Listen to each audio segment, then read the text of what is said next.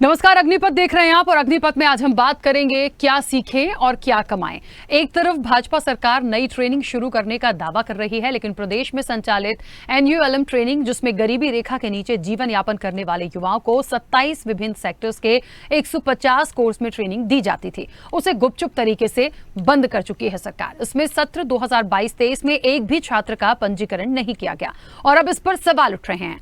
कांग्रेस के प्रदेश प्रवक्ता विवेक त्रिपाठी ने कहा कि सरकार ये बताने का कष्ट करे कि वे युवा जो विगत 3 वर्षों से कॉलेज में पढ़ाई कर रहे हैं, फीस भर रहे हैं, लेकिन परीक्षा ना होने के कारण आज भी 12वीं पास हैं, इनको किस श्रेणी में भत्ता दिया जाएगा। एक तरफ भाजपा सरकार सीखो कमाओ योजना के माध्यम से कोविड फ्रंटलाइन वर्कर बना रही है, वहीं दूसरी ओर कोविड काल के दौरान दिन रात कोरोना की लड़ाई में महत्वपूर्ण भूमिका निभाने वाले प्रशिक्षित और योग्य कोरोना वॉरियर्स को भाजपा सरकार ने नौकरी से निकालकर बेरोजगार कर दिया। भाजपा सरकार सिर्फ योजना के नाम पर युवाओं को गुमराह कर रही है। अगर नॉन मेडिकल युवाओं को कोविड फ्रंटलाइन वर्कर बना देगी तो लाखों रुपए खर्च करके मेडिकल, नर्सिंग, पैरामेडिकल की पढ़ाई करने वाले युवा बेरोजगार पंक्चर जोड़ने का क्या काम करेंगे, यह भी एक बड़ा सवाल उठाया। ऐसे में कैसे सीखें और क्या कमाएं, ये एक बड़ा सवाल हो गया है। इस पूरी चर्चा को हम आगे बढ़ाएंगे, लेकिन उससे पहले एक नजर डालते हैं बेरोजगारी दर पर। तो चलिए वो भी हम आपको बताएंगे, लेकिन इस वक्त आपको बताएं कि जिस तरीके से एक योजना सीखो कमाओ योजना मुख्यमंत्री शिवराज सिंह चौहान ने लॉन्च की है और अभी हाल ही में हम देखें तो उन्होंने एक पूरा कार्यक्रम भी स्टूडेंट्स के बीच रखा था। उन्होंने कहा था कि मामा हैं तो तमाम चीज़ें मिलती रहेंगी। काफ़ी उत्साह के साथ इन तमाम चीज़ों को किया गया है। पूरा एक प्लान बताया गया कि कैसे हमें सिखाना है, कैसे हमें स्टाइपेंड देना है, तमाम चीज़ें हैं। लेकिन ये क्या वाकई में सिर्फ एक चुनाव है इसलिए ये तमाम चीज़ें हो रही हैं?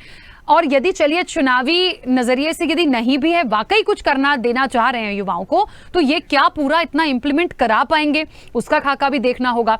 चलिए आगे बढ़ेंगे, लेकिन बेरोजगारी दर की यदि बात करें तो आपको बता दें कि 26.50 है बेरोजगारी दर। 20 से 24 साल तक के युवा वर्ग की बात करें, 25 से 29 साल की युवा श्रेणी में करीब बेरोजगारी दर 10.35% है। चलिए मैं आपको बता दूं कि प्रदेश में 39 लाख बेरोजगार रजिस्टर्ड हैं और 3 साल में केवल 21 युवाओं को सरकारी नौकरी मिली है। रोजगार कार्यालय को चलाने में 16.74 करोड़ रुपए खर्च हुए हैं। मध्य प्रदेश में 18 से 23 वर्ष के लगभग 95 लाख युवा, लगभग 70 लाख युवा उच्च शिक्षा से वंचित हैं। 20 से 24 साल तक की महिलाओं की बेरोजगारी दर 58.08% है। 20 से 24 साल तक के पुरुषों में बेरोजगारी 26.50 है।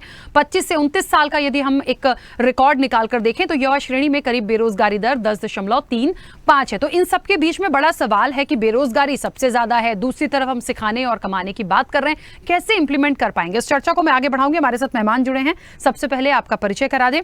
भारतीय जनता पार्टी का पक्ष रखने के लिए मंजरी जैन हमारे साथ जुड़ी है। मंजरी जी, बहुत स्वागत चर्चा में जुड़ने के लिए। और कांग्रेस का पक्ष रखने के लिए विवेक त्रिपाठी हमारे साथ जुड़े हैं। विवेक जी, आपका भी बहुत स्वागत है। चर्चा की शुरुआत सबसे पहले विवेक आपसे ही करना चाहूंगी, और इसलिए भी क्योंकि कई सारे सवाल आपने उठाए हैं। कांग्रेस की भी जब ये योजना आई थी तो मुख्य रूप से आपत्ति दर्ज हुई थी। एक सवाल यहां पर यह है कि सीएम शिवराज ने जिस तरीके से तमाम चीजों को सामने रखा कि बेरोजगारी के जो आंकड़े हैं वो तो हम देख ही रहे हैं और पूरा ऑन रिकॉर्ड है कि कितने लोगों को दे पाए हैं, कितना हुआ है, कितना खर्चा हुआ, लेकिन मध्य प्रदेश में आज क्या है। लेकिन फिलहाल ये स्टूडेंट्स को जो देने की बात कर रहे हैं कि हम सिखाएंगे भी और उसके एवज में हम 8 से 10 हजार रुपए पे भी करेंगे, तो फर्स्ट एकदम कहते हैं ना कि एक बार में हम सुने देखें तो लगता है कि हाँ कुछ बहुत अच्छा है, पर कहां पे इसमें खामी लग रही है, या इंप्लीमेंट नहीं करा पाएंगे, या कुछ गड़बड़ है इसके पीछे कि कांग्रेस ने सवाल उठाया? देखिए, मैं सबसे पहले आपका ध्यान आकर्षित करना चाहता हूं मध्य प्रदेश की शिक्षा व्यवस्था की तरफ। मध्य प्रदेश में शिक्षा व्यवस्था पूरी तरीके से ध्वस्त हो चुकी है। आज मध्य प्रदेश की शिक्षा व्यवस्था को सरकार नहीं, शिक्षा माफिया चला रहा है। आज मध्य प्रदेश में निजीकरण की तरफ बढ़ते हुए सरकार ने शिक्षा माफियाओं की शह पे, शिक्षा माफियाओं के इशारे पे सरकारी विश्वविद्यालय को पूरी तरीके से खत्म करने का एक षड्यंत्र यहाँ पे रच चुके हैं। आप देखेंगे मध्य प्रदेश में जो गरीब तबके का छात्र है, किसान का बेटा है, मध्य वर्गीय परिवार का छात्र है, जब वो सरकारी विश्वविद्यालय में एडमिशन लेता है तो वहाँ पे शैक्षणिक सत्र पूरी तरीके से ध्वस्त हो चुका है, बेपटरी हो चुका है। फर्स्ट ईयर का छात्र टेक्निकली, थर्ड ईयर में मैं चिकित्सा शिक्षा की बात कर रहा हूँ, मेडिकल यूनिवर्सिटी की बात कर रहा हूँ, वहाँ पे थर्ड ईयर में पढ़ने वाले छात्र की प्रथम वर्ष की फर्स्ट ईयर की परीक्षा नहीं हुई है, तो टेक्निकली वो थर्ड ईयर में भी जाने के के बाद 12वीं पास ही कहलाएगा। उन छात्रों के भविष्य का क्या होगा जिन्होंने एजुकेशन लोन लिए हुए हैं, जो गरीब घर के बच्चे हैं, जो जैसे तैसे पैसों की व्यवस्था करके बहुत मोटी फीस देने के बाद में मेडिकल की पढ़ाई कर रहे हैं, परंतु 3 वर्षों से अगर परीक्षा नहीं हो रही है, कॉलेज फर्जी पाया जाता है या कॉलेज बंद हो जाता है, तो उसका जिम्मेदार कौन है? जिम्मेदार अधिकारी पैसों का लेन देन करके, भाजपा सरकार के मंत्री पैसों का लेन देन करके वहां पे कॉलेजों को परमिशन देते हैं, और टेक्निकली जब वो परमिशन निरस्त हो जाती है तो उसका भुगतान सिर्फ और सिर्फ छात्रों को करना पड़ता है, उनका भविष्य अंधकार में चला जाता है। एक तरफ मुख्यमंत्री महोदय बात कर रहे हैं कि हम विद्यार्थियों के लिए बहुत अच्छी योजनाएं ला रहे हैं, परंतु मैं आपके चैनल के माध्यम से मुख्यमंत्री महोदय से सवाल पूछना चाहता हूं कि क्या ऐसी वजह है कि आज मध्य प्रदेश का छात्र शिक्षा अर्जित करने के लिए अन्य राज्यों की तरफ पलायन कर रहा है? आज मध्य प्रदेश का अधिकांश छात्र, चाहे वो शिक्षा हो चाहे वो रोजगार हो, उसके लिए अन्य राज्यों की तरफ पलायन करने के लिए इसीलिए मजबूर है क्योंकि आज मध्य प्रदेश में अवसर नहीं है। आज शिक्षा महंगी होती जा रही है पर गुणवत्ताहीन होती जा रही है। आज निजीकरण के चक्कर में निजी विश्वविद्यालयों को बढ़ावा देने के लिए शासकीय विश्वविद्यालयों को पूरी तरीके से ध्वस्त कर दिया गया है। निजी विश्वविद्यालयों में जो छात्रों के साथ में फीस को लेके आप देखेंगे कि फीस में जमीन आसमान का अंतर है। अगर शासकीय विश्वविद्यालय में छात्र 1,000 रुपए में पढ़ाई करता है तो वही छात्र निजी विश्वविद्यालय में जाके 15,000 रुपए में पढ़ाई करता है। आज निजी विश्वविद्यालय डिग्रियां बेच रहे हैं, उसके बाद भी आप शिक्षा व्यवस्था की बात कर रहे हैं। शिक्षा व्यवस्था के बाद में बात आती है मुख्य रूप से रोजगार की। आज मध्य प्रदेश का एक जो बहुत बड़ा वर्ग है युवा वर्ग है। आज 50% से ज्यादा आगामी विधानसभा में जो वोटर है वो युवा वर्ग से आता है, तो कहीं ना कहीं उसमें सरकार को लेकर नाराजगी पनप रही है, जिससे घबरा के मध्य प्रदेश के मुख्यमंत्री महोदय उन युवाओं को अपनी ओर आकर्षित करने के लिए रेवड़ी बांटने का काम कर रहे हैं, गुमराह करने का प्रयास कर रहे हैं। मैं आपको बताना चाहता हूं, एक तरफ आप स्टाइफंड देने की बात करते हैं, दूसरी तरफ शासकीय विभागों में जो 3 लाख से ज्यादा पद रिक्त हैं, आप उसमें भर्ती प्रक्रिया नहीं निकाल रहे हैं। बार बार हमारी मांग करने के बाद में कुछ हजार पदों पर अभी भर्ती प्रक्रिया शुरू हुई है। भर्ती प्रक्रिया शुरू हुई है, उसमें भी मध्य प्रदेश के युवाओं को विश्वास नहीं है, क्योंकि निरंतर 19 सालों से अगर बेरोजगारों से पैसे ठगने का काम किया है तो इसी भाजपा सरकार ने किया है। करोड़ों रुपए की एफडी व्यापम के पास में, ये पैसा किसका है? ये शिक्षित बेरोजगार मध्य प्रदेश के युवाओं का पैसा है, जिन्होंने परीक्षा फॉर्म के नाम पे, परीक्षा शुल्क के नाम पे व्यापम को पैसों का भुगतान किया था, परंतु या तो परीक्षाएं नहीं हुई, परीक्षा हुई, परिणाम आए, नियुक्तियां नहीं मिली। तो कहीं ना कहीं इस तरीके से आपने शिक्षित बेरोजगार युवाओं को भी ठगने का काम किया।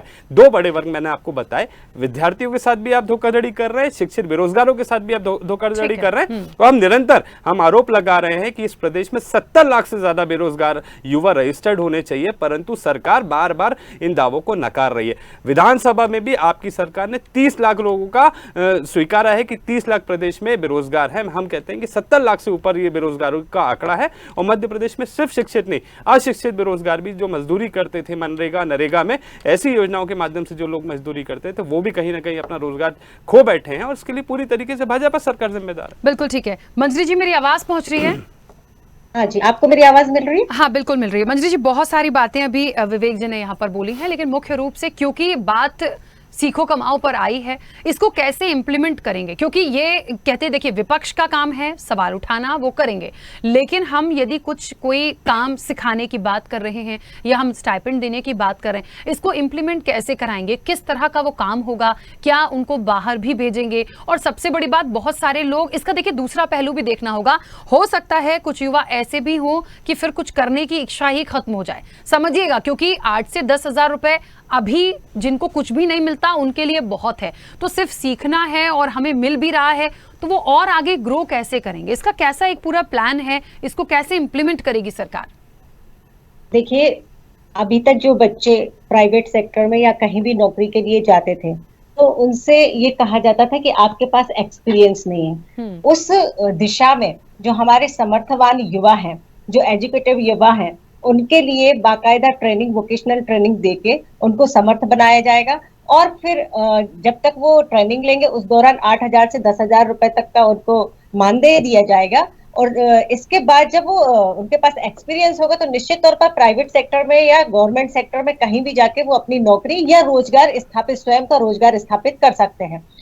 दूसरी बात मैं ये कहना चाहूंगी कि सरकार आज जिस तरह से जनसंख्या बढ़ रही है, जैसे कि हम 2003 की बात करें तो हमारे मध्य प्रदेश की जनसंख्या तकरीबन 6 करोड़ के लगभग थी, और आज 8.5 करोड़।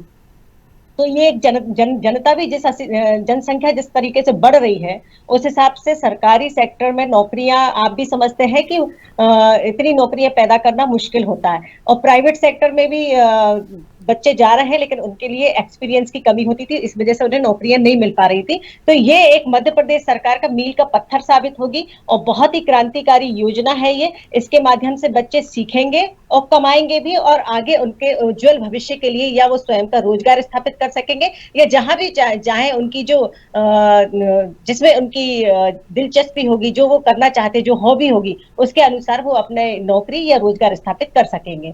लेकिन एक बात यहाँ पर यह भी है मंजरी जी कि रोजगार कार्यालय को चलाने में करोड़ों रुपए पहले भी खर्च किए गए थे। आज हम कितने रोजगार दे पाए हैं? क्या हम उसकी प्रॉपर मॉनिटरिंग कर पा रहे हैं? यदि हमने करोड़ों रुपए खर्च किए हैं, हमने उसमें से गिनती की नौकरियां दी हैं, इसका रूपरेखा, इन तमाम चीजों को कौन देखेगा? देखिए, हम यदि किसी चीज को ला रहे हैं तो निश्चित तौर पर सरकार को दूसरी चीजों को यदि बंद किया गया है या दूसरी चीजें यदि हटाई गई हैं तो उसकी भी चीजों को क्लियर करना पड़ेगा। देखिए, हम सब चीजें सिर्फ सरकारी नौकरियों से ही नहीं उसको डिसाइड कर सकते हैं कि हम सरकारी नौकरी देखेंगे तभी हमें ये समझ में आएगा कि हमने कितने बच्चे हमारे रोजगार से लगे। हमने देखिए कई सारे ऐसे स्वरोजगार के लिए स्टार्टअप, अभी जो पॉलिसी शुरू हुई उसमें 28,000 से ज्यादा स्टार्टअप प्रारंभ हो चुके हैं, जिसमें 4,000 करोड़ से ज्यादा का टर्नओवर हो चुका है। हर महीने हम रोजगार मेला आयोजित कर रहे हैं। लगभग हर महीने 2-2.5 लाख से 2.25 लाख के बीच में हम लोन दे रहे हैं, जिससे कि बच्चे अपना स्वयं का रोजगार तो स्थापित कर ही रहे हैं और साथ में वो दूसरों को भी रोजगार दे रहे हैं। जैसे आत्मनिर्भर भारत, जो कोविड के दौरान बहुत सारी बेरोजगारी हुई थी, जो एक आपदा आई, पूरी दुनिया में वो आपदा आई और उस दौरान पूरी दुनिया में ही बेरोजगारी आई, क्योंकि घर से लोगों ने निकलना बंद किया और जिस तरीके से इंडस्ट्रियां बंद हुई, उस हिसाब से सारी पूरी दुनिया बेरोजगारी की समस्या से जूझ रही है। हम सिर्फ भारत की या मध्य प्रदेश की बात करते हैं, अगर हम पूरी दुनिया का रेशियो उठाकर देखें तो आज पूरी दुनिया इस समस्या से जूझ रही है। लेकिन भारत ने तुरंत जल्दी ही इस पर काबू पाया और हमारी अर्थव्यवस्था भी बहुत दुगनी और तिगनी रफ्तार से बढ़ी। तब हम आज जाकर पूरी दुनिया में 5वीं अर्थव्यवस्था के रूप में स्थापित हुए। तो निश्चित तौर पर हमारी जो पॉलिसियां हैं वो बेरोजगारों के लिए बहुत अच्छे से काम कर रही हैं, चाहे वो पीएम मुद्रा लोन वाली हो। इसके अलावा भी बहुत सारी है, जैसे कि आजीविका मिशन है, राष्ट्रीय ग्रामीण योजना है, दीनदयाल कौशल योजना है, आत्मनिर्भर भारत तो मैंने बता ही दिया आपको। तो ऐसे बहुत सारी ऐसी योजनाएं हैं जो रोजगार के क्षेत्र में बहुत अच्छे से काम कर रही हैं और इम्प्लीमेंट भी हो रही हैं। हम एमएसएमई की बात करें तो एमएसएमई के माध्यम से भी हमने कई सारी इंडस्ट्रियां खोली हैं, क्योंकि हमारे भारत का कॉन्सेप्ट ही ऐसा था कि हमारे जो भारत की जो अर्थव्यवस्था है वो ग्रामीण क्षेत्र से, क्योंकि ग्रामीण क्षेत्र ज्यादा है तो छोटे छोटे सूक्ष्म कुटीर उद्योग, लघु उद्योग हमारे यहाँ स्थापित थे, जो धीरे धीरे आधुनिकता के चलते धीरे धीरे समाप्त हो गए। आज हम फिर वापस से आत्मनिर्भर भारत की तरफ जा रहे हैं और हमारे भारत सरकार का भी यही कॉन्सेप्ट है कि हम स्वयं के रोजगार ज्यादा स्थापित करें, न कि हम सरकारी नौकरियों की तरफ भागें। रही सरकारी नौकरी की बात, तो पिछले 2022 में 15 अगस्त को माननीय मुख्यमंत्री जी ने कहा था कि हम 1 लाख से ज्यादा नौकरियां देंगे और उसमें से 55,000 नौकरियां हम दे चुके हैं और अगले 15 अगस्त तक हम 1 लाख से ज्यादा नौकरियां दे चुके हैं। मंजरी जी, क्योंकि हम मध्य प्रदेश की बात कर रहे हैं, बेरोजगारी से जुड़ी बात कर रहे हैं और सीखो कमाओ योजना पे हम बात कर रहे हैं, क्योंकि इलेक्शन भी है और युवाओं को लेकर जब बात होती है तो सारे युवा बड़े फोकस्ड होकर तमाम चीजों को देखते सुनते हैं। मुझे बस ये पॉइंट आपसे जानना है कि यदि हम देखिए, आंकड़े थोड़े आगे पीछे हो सकते हैं, अब ऐसा नहीं है कि बहुत दूर चले जाएंगे, लेकिन 39 लाख यदि बेरोजगार रजिस्टर्ड हैं तो आप उनमें से सोच लीजिए कि कितने लोगों को आपने अब तक काम दिया है। बड़ा सवाल कि यदि हम 3 साल का भी आंकड़ा अभी देखें तो सिर्फ 21 लोगों को नौकरी मिली है। तो आप समझ रहे हैं 39 लाख रजिस्टर्ड हैं, 3 साल का ब्यौरा है, जो मेरे पास आंकड़े, सिर्फ 21 लोगों को नौकरी। हम यदि इस स्पीड से चलेंगे तो फिर हम कहां एकदम ग्रोथ मध्य प्रदेश की देख रहे हैं या यहाँ के युवा की देख रहे हैं? देखिए, अभी तक हमने 50,000 से ज्यादा उद्यम यहाँ पे व्यक्तियों को प्रत्यक्ष अप्रत्यक्ष रूप से रोजगार दिया है। जैसे नर्मदापुरम में भी हमारी 63 इंडस्ट्रियां काम कर रही हैं, इटारसी में 87, सिवनी में 9 और सोना साबरी में 22 इंडस्ट्री। और इसमें हम कम से कम 50,000 युवाओं को, युवतियों को और जो भी लोग जो कोरोना के समय जिनसे रोजगार छिन गया था, उस तरीके का रोजगार हम तकरीबन 50 लोगों को अप्रत्यक्ष या प्रत्यक्ष रूप से इससे जोड़ चुके हैं। इसके अलावा भी मेरे पास पूरे आंकड़े नहीं है। अगर मैं पूरे आंकड़े लेके ये तो मेरे पास एक आंकड़ा है कि हमने इतने लोगों को मैंने इसलिए आपसे सिर्फ छोटी सी ही डिटेल पे बात करी है, क्योंकि हम 39 लाख में से यदि हम 3 इयर्स में सिर्फ 21 लोगों को मतलब आप समझ लीजिए नौकरी दे रहे हैं, तो हम कहाँ हैं? मैंने इसलिए ये बात करी, आंकड़े हो सकते हैं आगे पीछे, सरकारी नौकरियों पर ही हम जाते हैं। मंजी जी देखिए, मेरे सवाल करने का ये मतलब बिल्कुल नहीं है कि मैं आप पे या सरकार पे या इस पर सवाल उठा रही हूँ। पूछने का मतलब ये है कि हमेशा देखिए, यदि हमने यदि 10,000 को भी नौकरी दी है तो हमारे पास प्रमाण हो, वो लोग हाँ सुखी हैं, उनको कुछ मिल रहा है। हम आंकड़ों में तो किसी को भी कह देंगे कि हमने 50,000 को दी, हमने 60,000 को दी है, हम ये योजना लाए, हमने इतने करोड़ का बजट दिया, लेकिन क्या वो इंप्लीमेंट होता दिखता है? सवाल ये है। इंप्लीमेंट हुए हैं आज तक मध्य प्रदेश सरकार की जितनी भी योजनाएं हुई हैं, लागू हुई हैं, सारी योजनाओं का इंप्लीमेंट बखूबी हुआ है। जनता के भ्रष्टाचार भी बहुत हुआ है। किसी भी योजना के ऊपर हम बात कर ले तो किसी भी योजना के ऊपर यदि आप बात करेंगे, चाहे अभी रिसेंट जो लाडली बहना भी लॉन्च हुई तो हमारी बहनों के खातों में 1,000 रुपए पहुंचे। हमारी लाडली लक्ष्मी कुछ बहनें परेशान भी हुई, कुछ बहनें परेशान भी हुई हैं, कुछ बहनें परेशान भी हुई हैं। तो मैं वही कह रही हूँ 100% नहीं होता। फॉर्मेलिटीज में या जैसे अकाउंट नंबर या आधार लिंक में कुछ गड़बड़, कुछ प्रॉब्लम हो सकती है, लेकिन ऐसा नहीं कह सकते कि वो इम्प्लीमेंट ही नहीं हुई। चलिए ठीक है, विवेक जी। देखिए, पूरी तरीके से आदरणीय दीदी ने जो आंकड़े पेश किए हैं, ये भाजपा द्वारा निरंतर पेश किए जाते हैं, परंतु ये नहीं बताते हैं कि माननीय मुख्यमंत्री महोदय ने विगत 19 वर्षों में 25 से ज़्यादा युवाओं के लिए योजनाओं को शुरू किया गया था, उसमें से 20 से ज़्यादा योजनाएं आज बंद हो चुकी हैं। मध्य प्रदेश के शिक्षित युवाओं को, मैं समझता हूँ ठीक है सब लोगों को सरकारी नौकरी नहीं दी जा सकती, पर अगर शासकीय विभागों में 3 लाख से ज़्यादा पद रिक्त हैं तो उन भर्ती प्रक्रियाओं को तो शुरू किया जा सकता है ना। एटलीस्ट अगर 70 लाख बेरोजगार हैं तो 30 लाख, 1 लाख से ज्यादा दीदी पूरी हकीकत बताऊंगा, आपके बीच में नहीं बोला था, 50,000 नियुक्तियां हम कर चुके हैं। आदरणीय दीदी आपके बीच में नहीं बोला था, आपसे अनुरोध करूंगा मेरी बात खत्म होने दीजिए, आपको भी पूरा मौका मिलेगा। आपके जो आंकड़े हैं वो भाजपा कार्यालय से आए हुए हैं, ये जमीनी हकीकत नहीं है, हवा हवाई है। मैं आपको बता दूं, आपके 55,000 लोगों को जो आप रोजगार देने की बात आप कर रहे हैं दीदी, जो 55,000 को रोजगार देने की बात कर रहे हैं, उसमें हजारों ठेले वाले को 8,000, 10,000, 12,000 रुपए का लोन दिया है आपने, जो वापस लेंगे आप, उसको आप रोजगार देना अगर कहते हैं तो ऐसे मध्य प्रदेश के युवाओं का विकास नहीं हो सकता। आप बात कर रहे हैं उद्यम लगाने की, मुद्रा लोन में लाखों युवा मध्य प्रदेश में बैंक के चक्कर लगाते हैं। चुनौती के साथ कह सकता हूं, इस विधानसभा में बता दीजिएगा 19 साल में कितने व्यवसायियों को आपने लोन दिया है। मुद्रा लोन में कोई लोन नहीं मिलता है, लोन किसको मिलता है? आपके लोगों को मिलता है। आप आगे भी जो रोजगार देने वाले, सीखो कमाओ को आपने दीदी पढ़ा नहीं ठीक से। सीखो कमाओ में किस तरीके का ट्रेड है, आप ही की वेबसाइट से आंकड़े उठा के बताता हूं। आप ही के सीखो कमाओ में कुरियर बांटना सिखाया जा रहा है, पंचर जोड़ना सिखाया जा रहा है, कपड़े धोना सिखाया जा रहा है। क्या ये शिक्षित युवाओं का, ये शिक्षित युवाओं का अपमान नहीं है? आप कह रहे हैं दीदी आपकी सरकार तो भजिया तलना सिखा रही थी। दीदी आपको बोलने का मौका मिलेगा, आपके बीच में नहीं बोला था। आप आंकड़ों से कोसों दूर हैं, आप जमीनी हकीकत से कोसों दूर हैं, आपको पता ही नहीं है, आपको कुछ पता ही नहीं है। आप सीखो कमाओ योजना को पहले जाके पढ़िए, आप सीखो कमाओ योजना को जाके पढ़िए, आपने पढ़ा नहीं है। आप आ गए वही रटाए आंकड़े भाजपा कार्यालय से लेकर के हमने ये रोजगार दिया, वो रोजगार दिया। आपको ये भी पता है माननीय मुख्यमंत्री जी ने कितनी योजनाओं को शुरू करके बंद कर दिया। भारतीय जनता पार्टी सरकार दीदी कुछ पता नहीं है, मध्य प्रदेश की जनता सब जानती है। आंकड़े पेश करेंगे तो युवाओं के लिए कुछ करना चाहते हो दीदी, युवाओं के लिए कुछ करना चाहते हैं अगर आप, दिखाया है, चाहे बहनों का मामला हो, चाहे वृद्धों का मामला हो, चाहे किसानों का मामला हो, चाहे युवाओं का मामला हो, हर क्षेत्र में हर वर्ग के लिए। देखिए मुझे ऐसा लग रहा है बात अपनी अपनी चीजों की नहीं है, बात अपनी अपनी चीजों की नहीं है। इसलिए आप भाग रही है, आप डर रही है, आप घबरा रही है, आपके पास जवाब नहीं है। मुझे पता है आपके पास जवाब नहीं है, इसलिए आप मेरी बात को सुन ही नहीं पा रही हैं। देखिए बात अपनी अपनी चीजों की नहीं है, बात हकीकत में कोई योजना यदि युवाओं को लेके आई है, बेरोजगारी पर आई है, बड़ा मुद्दा है इस बार के इलेक्शन का, बेरोजगारी, महंगाई, ये तो मुद्दे ही हैं जनता से जुड़े हुए। तो उस पर कम से कम ऐसी बात तो हो कि हमें कुछ उसका एक सार्थक हल निकलता दिखे। सिर्फ झूठी बातें भी नहीं है, झूठे आंकड़े भी नहीं है, जो कर रहे हैं वो सामने है, जो नहीं कर रहे हैं वो नहीं है।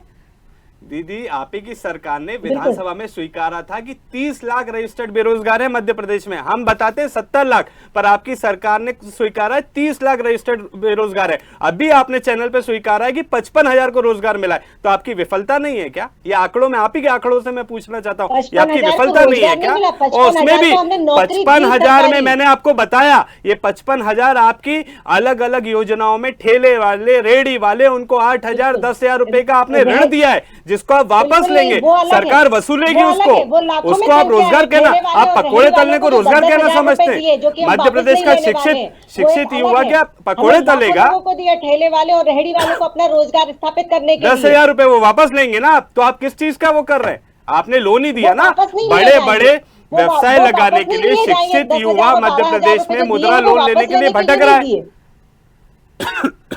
मुद्रा लोन आपकी लेने के लिए तो आवाज नहीं युवा आ रही भटक है। रहा है ना। आपकी आवाज नहीं आ रही है।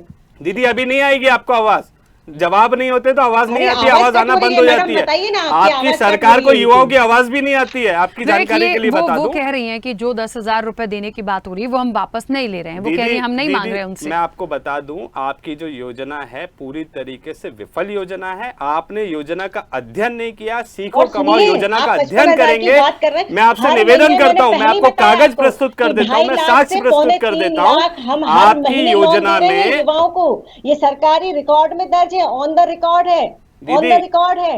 दीदी हम हर महीने 2.5 लाख से पौने 3 लाख तक युवाओं को रोजगार स्थापित करने के लिए लोन दे रहे हैं। दीदी लोन 8,000 रुपए का, 10,000 रुपए का ठेला खोलने के लिए एक परिवार का, आप 1,100 रुपए तो सिलेंडर के ले रहे हैं, 10,000 रुपए लोन दे रहे हैं। बस ये सबसे बड़ी बात। आपके पास अगर युवाओं को, देखिए मैं एक सुझाव देता हूँ, आप कुछ कर नहीं पाएंगी पर एक सुझाव देता हूँ आपको। दीदी एक सुझाव है, फ्री गैस और फ्री टंकी दे दीदी दिए। एक छोटे भाई का सुझाव ले लीजिए, मध्य प्रदेश के युवाओं के लिए कुछ करना चाहते हैं। आपकी सरकार ने कभी कुछ काम नहीं किया। हाँ दीदी, देखिए बात आरोप प्रत्यारोप की नहीं है, बात बेरोजगारी और 19 सालों से आपकी सरकार है, 19 सालों से आपकी सरकार है, आप रोना रो रही हो हमारी सरकार का। बड़ी हास्यास्पद स्थिति है दीदी, बहुत हास्यास्पद स्थिति है आपकी सरकार ने कब कौन सा काम कर दिया? 7 साल आपकी सरकार रही, कौन सिर्फ से इतनी सी बात है, बहुत हास्यास्पद स्थिति है। चलिए बहुत जब जवाब आपके पीएम आवास की आपके विधायक ने पोल खोल के रख दी, प्रत्यारोप पर चले गए, ठीक है। आपके पीएम आवास की पोल आपके विधायक ने खोल दी थी प्लास्टर उखाड़ के, आपने देखा नहीं शायद। निर्णय दे देगी, ठीक है। समय हो गया, मुझे बीच में रोकना होगा। मंत्री जी आप दोनों का बहुत शुक्रिया इस चर्चा में जुड़ने के लिए। समय की सीमा है। निश्चित तौर पर देखिए क्या सीखना है, क्या कमाना है, क्या मिलना है, बहुत सारी बातें हैं। सुनने में बहुत अच्छा लग रहा है, लेकिन अंदरूनी रूप से देखा जाए तो इसको कैसे इंप्लीमेंट करेंगे ये सवाल कई बार आया है। अब कह रहे हैं हम कर देंगे, हमने बहुत अच्छा किया है, हमने इतने लाखों लोगों को लोन दिया है। धरातल पर क्या वो चीज़ें दिख रही हैं? नहीं। और यदि दिखाना है तो अभी इलेक्शन में समय है, सत्ता पक्ष इसको दिखा सकता है और विपक्ष के पास निश्चित तौर पर यह मौका है कि यदि नहीं है तो वो भी उसके प्रमाण सामने रखें। चर्चा में इतना ही, दीजिए इजाजत, नमस्कार। ऐसे ही वीडियोस के लिए लाइक करें, शेयर करें, फॉलो करें। YouTube पर जाकर सब्सक्राइब कर बेल आइकन दबाना ना भूलें और ताजा अपडेट्स के लिए swedeshlive.com पर जरूर जाएं।